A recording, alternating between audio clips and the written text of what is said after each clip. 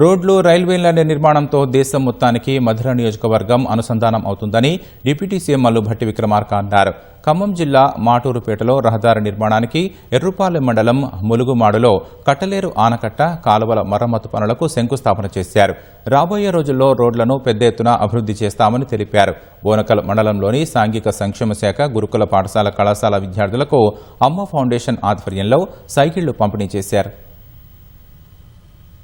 మధుర శాసనసభ నియోజకవర్గానికి దేశంలోనే ఎటుపోయినా లింక్ ఏర్పాటు చేసేటువంటి వ్యవస్థను, రైల్వే ట్రాక్ కావచ్చు, రోడ్డు కావచ్చు, వ్యవస్థను ఏర్పాటు చేస్తా ఉన్నాం.